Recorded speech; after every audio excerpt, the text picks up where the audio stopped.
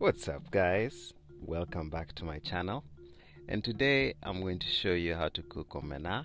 Omena is this small fish from Lake Victoria, and it's well known for its pungent smell, but the people around that area love this fish. And today I'm going to show you how to make a dish of omena with ugali that is just mouth-watering and will just blow your mind. Since I live in America, I really don't have access to omena, but the closest thing I found to omena was a fish called keto schoolboys. So the very first thing you need to do is sort the omena, and you use your hands obviously, and the goal is to separate the whole fish from dirt. These fish are mostly snatched from the ocean and then just dried and then transported inland or to America or wherever without really being sorted. And so that's your goal. The first thing to do is just sort them, and then after that soak them in water to basically rehydrate the fish. So to remove the stench, I'm going to squeeze the juice of a whole lemon, and I'll just squeeze it all in. And then I'll pour hot water. It's important that you pour hot water over the omena as opposed to boiling the omena, because when you boil them, they tend to turn into mush. Next thing you'll do is to grab a few cloves of garlic, smash them, and put them into that water mixture. And so essentially, the lemons as well as the garlic in the warm water will tag team in removing the strong omena smell. And let the omenas hang out with the lemon juice and the garlic for about 15 minutes.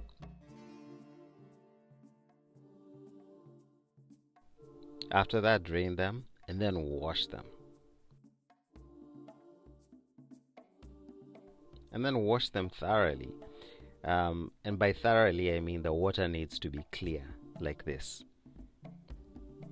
In a pan, pour in what I call a sofrito. And sofrito is basically a mixture of carrots, celery, and onions, which is the base for many Italian dishes. The moment I started using sofrito, my cooking game just changed from just, basic to really tasty. Add in a can of diced tomatoes and then stir.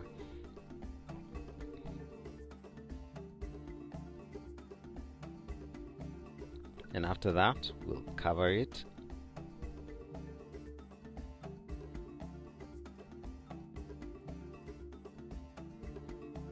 We'll add a teaspoon of chili powder, a teaspoon of garam masala, and then just mix it. And as far as spices are concerned, you don't have to add these spices. Just add the spices that you enjoy. Put them in there, and it's your thing.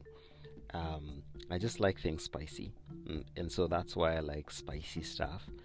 After that, add a mixture of salt, pepper, and garlic powder, which I'm going to have in the description box below. And then stir.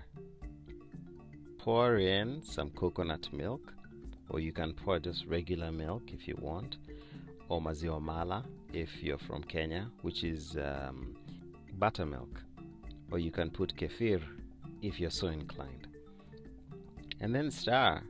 This right here is just looking good. And then just bring it to a boil. The reason why you're bringing it to a boil is you want the diced tomatoes to break down.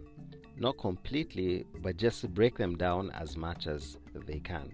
Then throw in your omenas.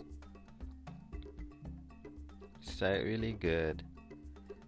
And then cover for about 10 to 15 minutes.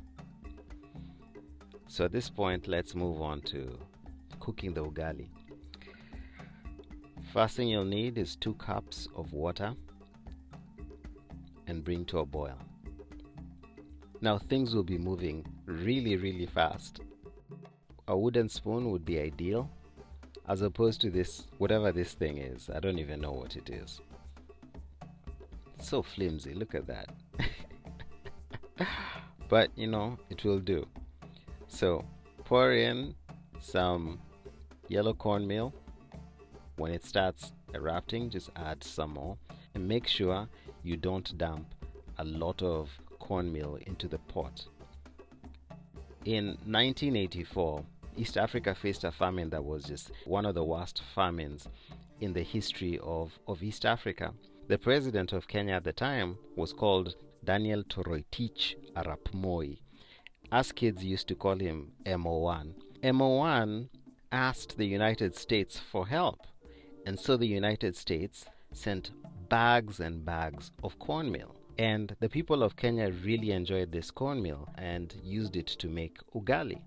And the yellow ugali was called gadirikari, which means of the government or from the government. That's the historical significance of this yellow corn.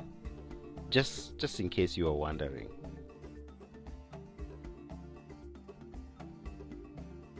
At this point, I just need to shape it and then get it out of the fire.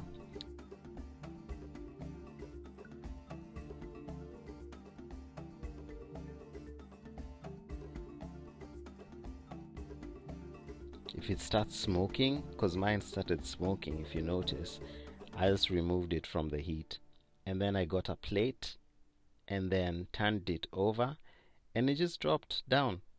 And there you go, ugali and omena. This meal for most Kenyans is eaten using your hands. Shape it into a ball, squash the ball, and then pick your fish and stew and just take a bite.